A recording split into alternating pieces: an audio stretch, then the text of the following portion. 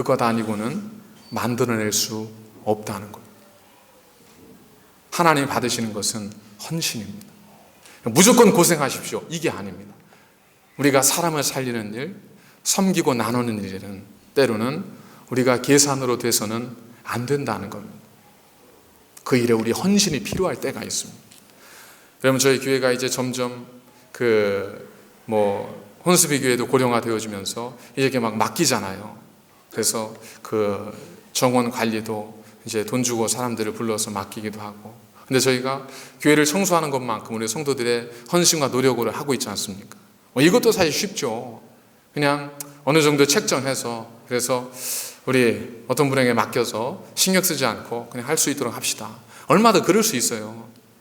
그게 지혜로운 방법일 수도 있을 거예요. 그런데 우리가 섬기는 하나님의 교회, 그 거룩한 하나님의 성전에 흘린 그 쓰레기를 주워보고, 그 거룩한 하나님의 성전을 깨끗이 닦아보고, 그 하나님의 성전을 위해서 우리가 헌신할 수 있다는 것, 이건 너무 기쁘고 감사한 일이지 않습니까? 한 분이 한 주씩 맡아서 회의를 할 수도 있겠죠. 근데 그것보다 그날을 기억하고 피곤하고 무거운 몸이지만 하나님의 성전을 깨끗하게 하기 위해서 와서 헌신하고 봉사하는 그 손길을 어찌 감당할 수 있겠습니까? 부모님 회갑 7순, 8순이 돌아와요. 사정과 형편 따라 그럴 수도 있다고 생각은 하지만 부모의 마음은, 온 가족이, 제가 동생 결혼할 때 그런 생각이 들더라고요.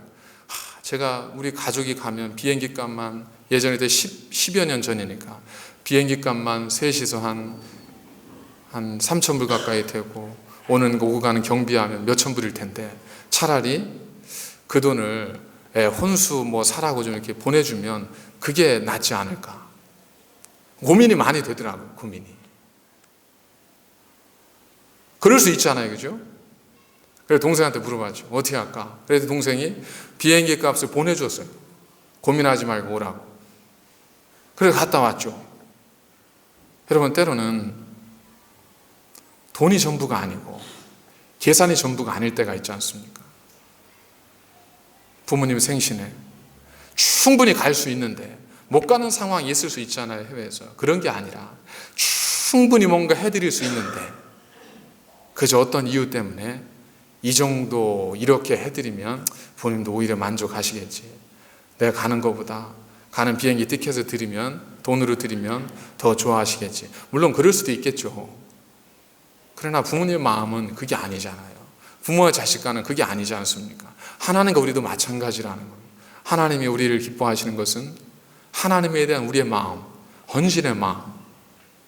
하나님 우리가 교제하기를 원하시고, 하나님 우리가 대화하기를 원하시고, 하나님 우리가 친구가 되기를 원하시는데, 우리는 그런 하나님에 대해서 이걸로 마무리합시다, 이 정도면 안 되겠어요? 부모와 자녀 간의 대화가, 자녀는 사랑을 받기를 원하는데 주지 못하는 부모의 사랑은 안타까워하면서 이번에는 자전거로, 다음에는 아이패드로, 다음에는 그 옷으로, 다음에는 신발로, 얼마도 그렇게 할 수 있겠죠. 그러나 그걸로는 채워지지 않는 빈 가슴이 있지 않겠습니까? 마찬가지로 하나님께서 기뻐하시는 건, 하나님의 교회도 내 집은 만민의 기도하는 집이라고 했습니다. 하나님을 예배하는 곳이라고 했다고요. 예배의 본질은 어디에 있습니까? 자기 희생이에요. 자기가 죽을 수 없기에 자기를 대신해 죽을 수 있는 재물을 죽이는 것이 예배의 기본입니다. 거기서 예배가 시작이 되는 거잖아요. 그거라고요. 그게 하나님의 교회의 본질을 지켜가고 하나님의 교회가 교회될 수 있는 그런 핵심적 가치라고요. 마지막 우리가 주님이 오실 때 너희는 내 교회다 라고 말씀하실 수 있다면, 그 이유는 우리가 숫자가 많아지고 선교를 많이 하고 이런 것도 중요하겠지만, 그것보다 우리 온 교회가 하나님을 예배하고 하나님과 교제하고 하나님을 사랑하는 공동체, 그 사랑으로 이웃을 섬기는 공동체가 되어질 때, 그것이 하나님 기뻐하시는 참된 하나님의 집에 칭찬받을 이유가 되지 않겠습니까? 여러분, 부모와 자녀의 관계가 그러듯 하나님과의 관계도 마찬가지입니다. 우리가 이런 편리주의와 상업주의에서 벗어날 수 있는 길은 결국 감사합니다.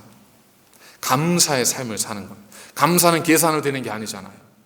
내가 지난번에 이만큼 줬는데, 내가 100%치 줬는데 이번에 그냥 내가 40% 줬어요. 감사가 돼야 안 돼요? 60불이 남았으니까 진심의 감사가 안 되는 거죠. 근데 감사는 그게 아니잖아요. 어찌되었든 그 마음을 받으면서 그냥 내 마음을 표현한 그 사람의 마음을 받아주는 게 감사하지 않습니까? 마찬가지로 우리도 하나님께 자기 애에 급급해서 그런 삶이 아니라 그냥 자기 편리주의에 빠져서 내 편안함을 추구하기 위해서 모든 것들을 다 바꿔버리는 그러한 삶이 아니라 정말 하나님께 감사드릴 수 있는 마음, 정말 하나님의 은혜를 생각하면서 감사할 수 있는 마음이 될 때 우리는 하나님을 예배하는 만민의 기도하는 집으로서의 거룩한 성전이 될 수 있다는 겁니다. 다음 주는 저희들이 한 해 동안 하나님의 은혜 감사하는 추수감사주일, 추석절로 저희들이 함께 지킵니다. 한 주 동안 하나님이 나를 통해 보여주셨던, 나에게 부어주셨던 그 은혜, 그것이 무엇이 되었든 묵상하시면서 그 하나님과 여러분들의 관계를 새롭게 한번 다져보시고 정말 하나님 앞에 감사의 제사로 예배를 드릴 수 있는, 그래서 하나님 보시기 아름다운 거룩한 주님의 교회와 거룩한 여러분들의 가정들이 될 수 있기를 간절히 축원을 드립니다. 기도하겠습니다.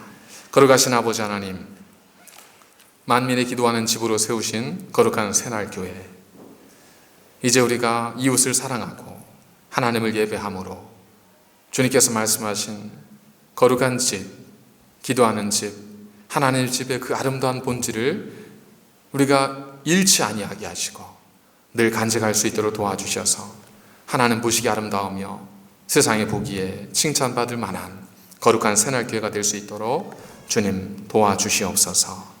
예수님의 거룩하신 이름으로 감사드리며 기도하옵나이다.